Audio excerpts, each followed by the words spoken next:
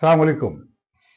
গত কয়েকদিন পিনাকি ভট্টাচার্য যে কন্টেন্ট ছাড়ছে তা বিএনপির জন্য মোটামুটি একটা চ্যালেঞ্জ হয়ে দাঁড়িয়েছে।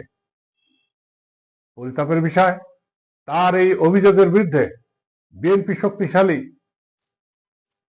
একটা জবাব এখনো মিডিয়াতে ছাড়ে নাই। পিনাকি ভট্টাচার্যের কন্টেন্ট দেখে মনে হয় তিনি রীতিমতো জামাতের নকিব হয়ে ভোটের ময়দানে লড়াইতে নেমেছেন। তিনি যে যুক্তি তুলে ধরেছেন তা এদেশের মানুষ কিন্তু শুনছে। তার একটা ব্যাপক ফলোয়ার্স রয়েছে যা ভোটের ময়দানে প্রভাব বিস্তার করে। তিনি প্রথম অভিযোগ এনেছেন ঋণ খেলাপি ৩৯ জনের মতো নমিনেশন পেয়েছে বিএনপি থেকে, যেটা কোনোভাবেই এদেশের মানুষ সহজে মেনে নেবে না। আবার এও বলেছেন তারা এই নির্বাচন করছে ব্যাংকের টাকা না দেওয়ার জন্য। ব্যাংকের টাকা কাদের? তিনি বলছেন এ টাকা জনগণের গচ্ছিত টাকা, সরকারের কোনো টাকা না। সরকারের তো কোনো টাকা থাকে না।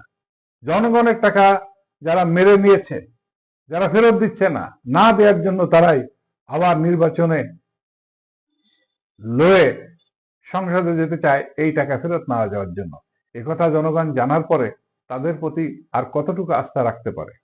তার পাশাপাশি তিনি এই অভিযোগে তুলছেন তার কাছে প্রমাণ নাকি রয়েছে।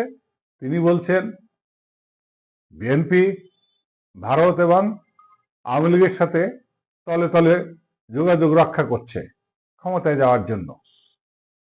ভারত ঋণ খেলাপি, দুর্নীতি, চাঁদাবাজ, এগুলা শুনলে দেশের মানুষ সত্যি মুখ ফিরিয়ে নেয়।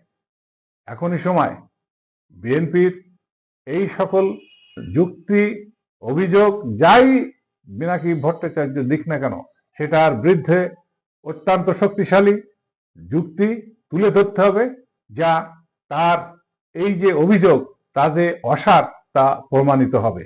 ধন্যবাদ।